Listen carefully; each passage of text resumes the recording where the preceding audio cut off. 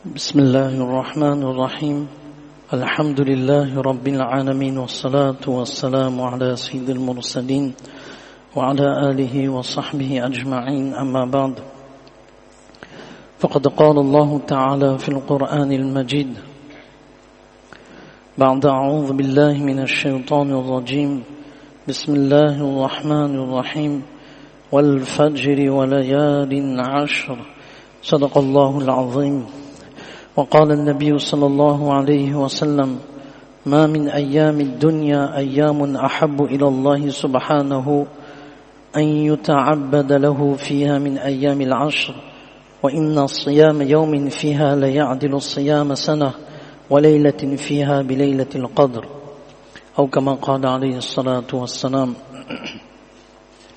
رب اشرح لي صدري ويسر لي أمري واحلل عقدة من لساني يفقهوا قولي سبحانك لا علم لنا إلا ما علمتنا إنك أنت العليم الحكيم فسهل يا إلهي كل صعب بحرمة سيد الأمرار سهل اللهم صل على محمد وعلى آل محمد بعدد كل ذرة ألف مرة اللهم صل على محمد أفضل صلواتك جزى الله عنا محمدا صلى الله عليه وسلم بما وأهله رب ارحمهما كما ربياني صغيرا اللهم اغفر لهما وادخل بالجنة الفردوس بغير حساب ولا سابق عذاب اللهم صل على محمد وعلى آل محمد بعدد كل ذرة ألف مرة.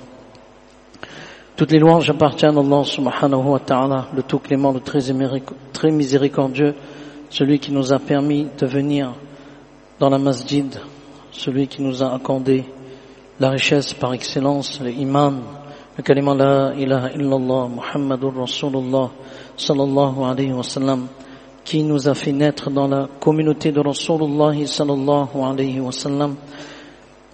La particularité de cette communauté, de la communauté de Rasulullah sallallahu alayhi wa sallam, des actions très simples, des bonnes actions très simples, des petites actions très simples, mais d'énormes récompenses par rapport à l'action qui est accomplie.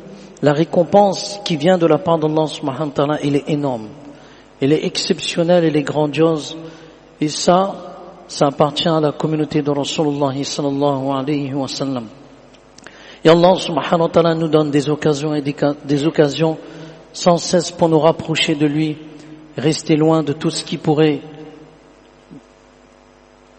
emmener le mécontentement d'Allah subhanahu wa ta'ala. Et à l'exemple de ce soir, incha'Allah ta'ala, pour l'année 1445 du calendrier islamique 2024, ce soir on regarde la lune pour connaître si on va commencer le dernier mois du calendrier islamique, Dhul Hijjah. Dhul Hijjah, nous savons tous que c'est un mois parmi les mois sacrés, il y en a 4, Muharram, Rajab, Dhul Qa'da et Dhul Hijjah. On termine l'année, incha'Allah ta'ala, avec un mois sacré, on débute avec un autre mois sacré, Dhul Hijjah, Muharram, et on passe 1446. Subhanallah, ce sont des mois très sacrés où les récompenses sont multipliées et bien sûr les avertissements sont aussi multipliés concernant les péchés.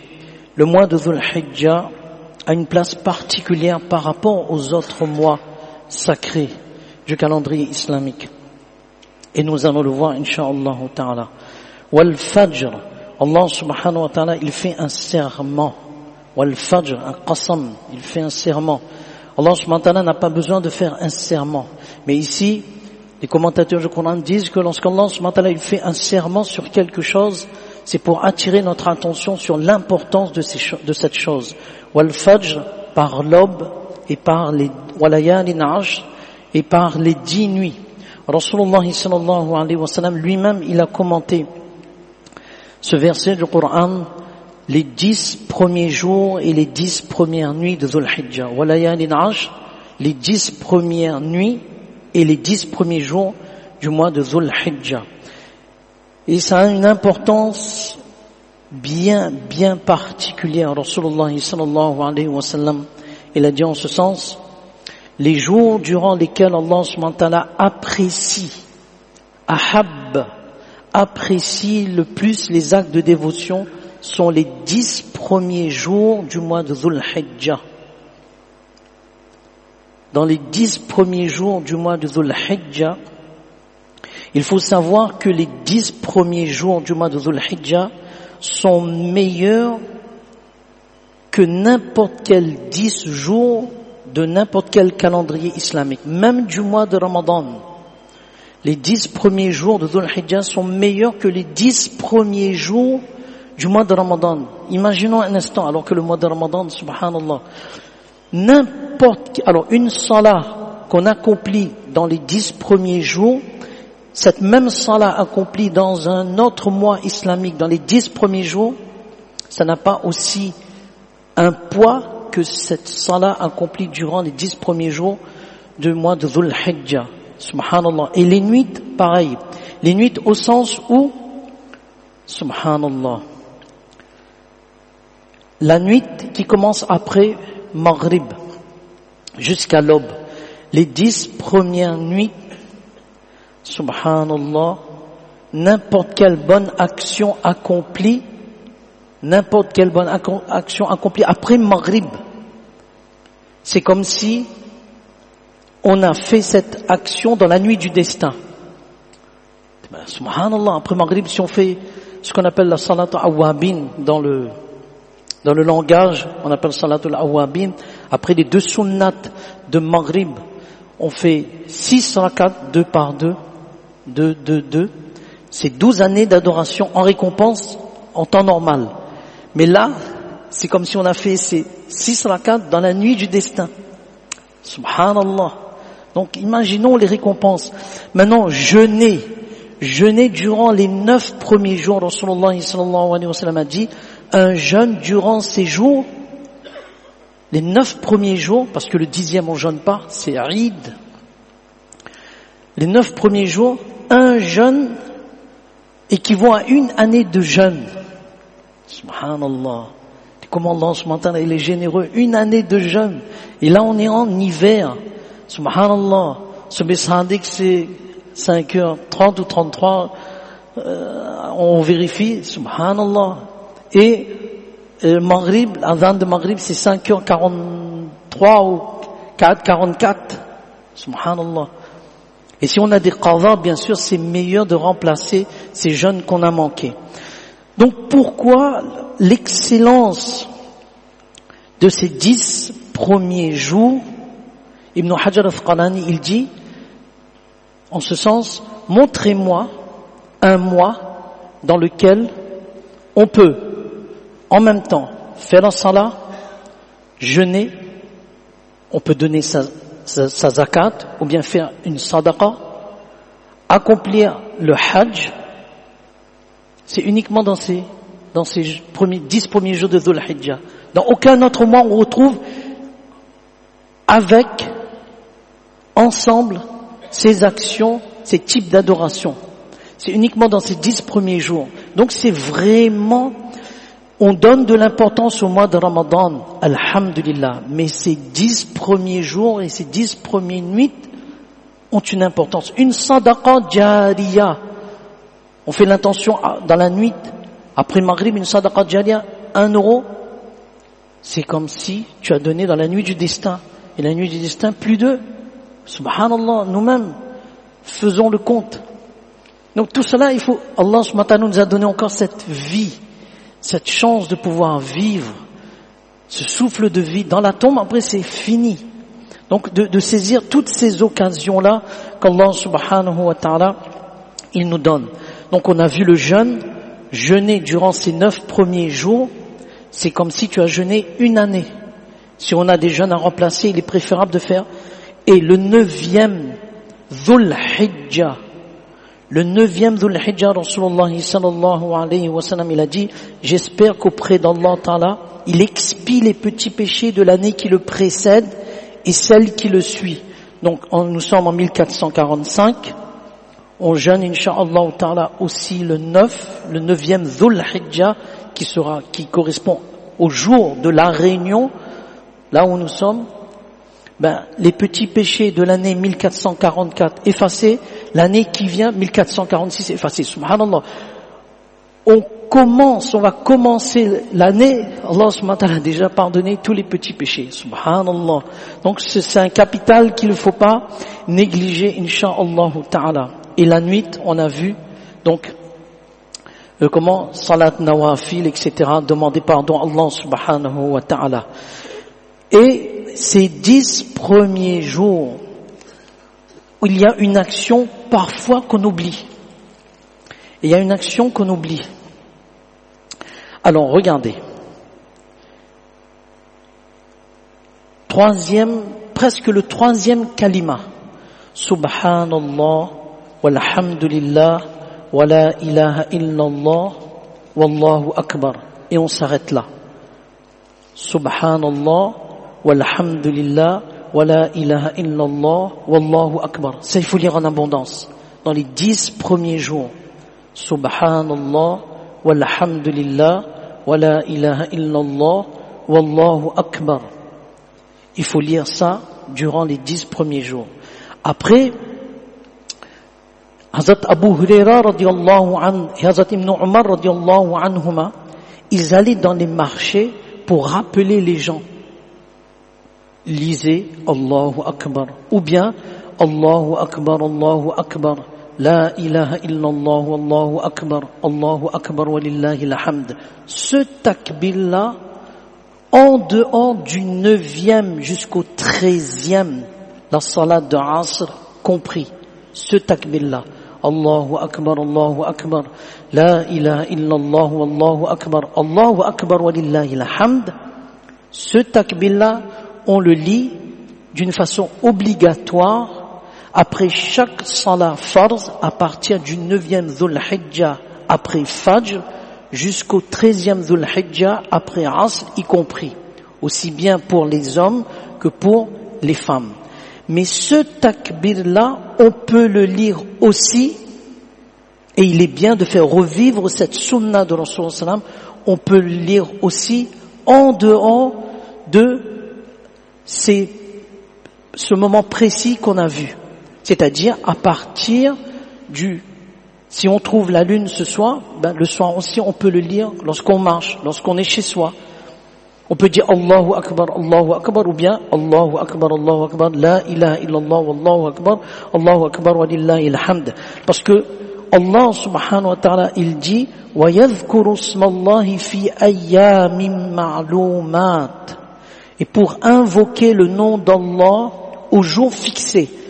Ayyamim ma'lumat fait référence ici aux 10 premiers jours du mois de Dhul Hijjah.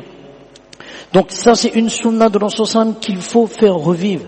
Hazrat Abu Huraira radiyallahu anhu, comme on l'a dit, Hazrat Ibn Umar radiyallahu anhu, lorsqu'il rencontrait les gens, lorsqu'ils s'asseyaient ensemble, lorsqu'ils faisaient des groupes, il y avait des groupes de personnes qui s'asseyaient, ils rappelaient le takbir. Et les gens lisaient le takbir. Allahu Akbar, Allahu Akbar, Allahu Akbar, Allahu Akbar. Ou bien n'importe quel takbir, l'autre takbir qu'on vient de voir, Allahu Akbar, La ilaha illallah, Allahu Akbar wa lillahi alhamd. Ensuite, le 10e Dhul Hijjah, l'action phare. L'action phare, c'est bien sûr le Qurbani. Subhanallah. Le Qurbani qui est une des caractéristiques de cette umma de Rasulullah sallallahu alayhi wa sallam en termes de récompense. Pareil, en termes de récompense. Ça, c'est l'action. On a les moyens de faire le Qurbani. Quels que soient nos moyens, on doit le faire. C'est quelque chose qui est obligatoire pour nous. Et lorsqu'on fait le Qurbani et on a des moyens supplémentaires, de ne pas oublier de faire une part pour papa défunt, marhoum, maman, marhouma, n'importe quel membre de la famille qui est décédé, subhanallah, ils savent qui a fait la part pour eux. Et il faut jamais oublier que nos parents, leurs doigts, nous accompagnent même dans la tombe. Alors, un ange il vient, alors subhanallah, j'ai le temps de raconter une petite anecdote vite, qui montre l'importance d'envoyer les récompenses pour nos personnes défuntes. Il y avait un ami, c'est lui qui m'a dit ça, avant que je lui dise ça m'a dit, Wissam, j'avais l'habitude d'envoyer les récompenses pour telle personne. Après, à un moment donné, pris par le travail, etc., j'ai délaissé. Un membre de la famille a rêvé de Marhoum, et Marhoum lui a dit, dis à mon ami, il a arrêté d'envoyer les récompenses, envoie. Nous peut-être on le prend à la légère. Subhanallah. Mais cet ami m'a dit, aucun membre de la famille ne savait que j'envoyais les récompenses pour leur père. Personne ne savait, c'est un secret entre moi et Allah. Et pris par le travail, j'ai complètement zappé, j'ai oublié. Là, j'ai compris et j'ai réalisé l'importance d'envoyer les récompenses pour les défunts. Donc ça, il faut pas négliger. On envoie une part, subhanallah, l'ange dit, et papa, maman, il dit, un tel a envoyé une part pour moi. Doua. Ils font doua. Donc le doua de nos parents nous accompagne même après leur décès. Faut jamais oublier. Faut pas attendre seulement le qurbani, mais après chaque salat faraz. Une action très simple. Après chaque salat faraz, 3 fois Qul wahad. 3 fois Qul wahad. On envoie. Et on relit une autre fois, 3 fois Qul wahad, on envoie pour tout la Ummah de Rasul sallam. Ça veut dire que chaque personne de la Ummah de Rasul sallam, ils vont faire doua pour nous. On laisse passer beaucoup de choses, ya Allah. On laisse passer beaucoup de choses. Un businessman là, jamais, même en vacances, il voit un produit, ça touche. Il note dans son petit calepin, yes. Mais nous, businessman de akhirat aussi, subhanallah. Donc l'action phare, subhanallah, on envoie et c'est très recommandé, on envoie. Et pour qui on envoie? Et qui va faire doua pour nous? Rasulullah sallallahu alayhi wa sallam. Subhanallah. Habibuna Rasul, notre bien-aimé, il va faire doua pour nous. Subhanallah. Donc on essaie, incha'Allah ta'ala. Rasulullah sallallahu alayhi wa sallam a dit, pardon pour tout péché le moment où la première goutte de sang sort. Allah subhanahu wa ta'ala, il pardonne tous les péchés. Les petits péchés. Au moment où la première goutte de sang sort, Allah subhanahu wa ta'ala, il pardonne tous les petits péchés. Et le hadith continue que la chair et le sang seront emmenés le jour de la résurrection pour être pesés dans la balance. Et le plateau dans lequel ça va être placé, le poids, ce sera multiplié par 70. 70 en arabe montre que seul Allah subhanahu wa ta'ala connaît la récompense, une récompense énorme. Dans un autre hadith, Rasulullah sallallahu alayhi wa sallam a dit, les cornes, les poils, les sabots seront pesés dans la balance. Des bonnes actions le jour de la résurrection. Et avant que le sang touche le sol, Allah subhanahu wa ta'ala, il est déjà accepté. Donc c'est pour cela, il faut le faire, subhanallah. Il faut le faire, nous ne l'oublions pas. Nous demandons à nos savants, incha'Allah ta'ala, est-ce que le qurbani est obligatoire? Il y a des règles bien précises, on n'a pas le temps là, mais c'est très important de se renseigner. Et de ne pas attendre dernier moment. Parfois on oublie, mais dernier moment parce que après c'est très difficile. Et une autre chose, le verset qu'on connaît tous, lan yanala Allaha luhumuha wala dima'uha walakin yanaluhu at-taqwa minkum, que n'atteint pas Allah ni leur sang ni leur chair, mais ce qui l'atteint de votre part, c'est la piété, taqwa. Le but derrière cet ordre d'Allah subhanahu wa ta'ala, c'est d'être soumis. Et c'est d'être soumis tout au long de l'année. Comme c'est un ordre de faire un sacrifice d'animal lorsque celui-ci est obligatoire sur nous, de la même façon, c'est un ordre de la part d'Allah subhanahu wa ta'ala que durant tout le mois du calendrier islamique, durant toute notre vie, on reste loin de tout péché. Toute action qui pourrait emmener le mécontentement d'Allah subhanahu wa ta'ala. On a fait quelque chose qui n'est pas bien, on demande à Allah subhanahu wa ta'ala pardon. Parce que tôt ou tard, on devra partir. Après, ce sera trop tard. Donc, de rechercher toujours à travers ces occasions qu'Allah subhanahu wa ta'ala, il nous donne, le contentement d'Allah subhanahu wa ta'ala. Donc, ne l'oublions pas, incha'Allah ta'ala, ce soir, on regarde la lune. les 10 premiers jours et les 10 premières nuits de Dhul Hijjah ont une importance. Chaque action accomplie, si on trouve la lune ce soir après Maghrib, c'est cette même action qu'on aura accomplie dans la nuit du destin. Surah Yasin, 100 fois Subhanallah le matin, 100 fois Subhanallah le soir, c'est 100 Hajj Nafil acceptés par Allah Subhanahu wa ta'ala. Tout en sachant que à chaque Subhanallah, un arbre fruitier dans le paradis. Tout en sachant que à chaque centaine de Subhanallah, ce sont des hadiths authentiques, 1000 bonnes actions dans notre livre de comptes et 1000 petits péchés pardonnés. 100 fois Subhanallah le matin, 100 fois Subhanallah le soir, c'est comme si on a donné 100 chevaux à l'époque. Donc on prend un produit qui a une certaine valeur, qui est très onéreux aujourd'hui, c'est comme si on a donné 100 dans le chemin d'Allah subhanahu wa ta'ala. Surah Yasin, c'est la récompense de 10 khatmul Qur'an, 10 lectures complètes du Qur'an en récompense dans ces 10 premières nuits. C'est comme si on a lu dans la nuit du destin, etc., etc. Durud Sharif, Jazallahu anna, Muhammadan sallallahu alayhi wa sallam bima wa ahlu, we don't forget to write, ceux qui comprennent l'anglais. Et donc, après la journée, on jeûne, Inch'Allah ta'ala, les 9 premiers jours, c'est comme si on a jeûné pour chaque jeûne, une année entière de jeûne. Allah subhanahu wa ta'ala nous donne tous la compréhension de ce qu'on vient de dire. Une autre sunna, bien sûr, je rappelle, une autre sunna, paya. Vous connaissez paya? Alors, paya, c'est en ourdou, c'est en gujarati aussi, la pâte. En français, on dit pâturon, un pâturon. Rasulullah sallallahu alayhi wa sallam, il aimait ça. Il consommait dans certains hadiths, il consommait 15 jours après. Ou bien dans un autre hadith, 1 mois après, quel que soit le moment. Et de manger, si on a fait ce qurbani ici, Allah subhanahu wa ta'ala facilite pour tout un chacun de manger au moins la viande de son qurbani. Si quelqu'un décide de donner tout en sadaqa, mais une sunna de Rasulullah sallallahu alayhi wa sallam, c'est au moins de goûter la viande de son propre qurbani. Rasulullah sallallahu alayhi wa sallam, pour le pèlerinage d'adieu, il a égorgé 100 chameaux.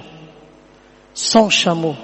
Et lorsqu'il connaissait que Allah, nous sommes les invités d'Allah subhanahu wa ta'ala, parce qu'on ne peut pas jeûner le 10, le 10e, le 11e, le 12e, le 13e Dhul Hijjah, on ne peut pas jeûner.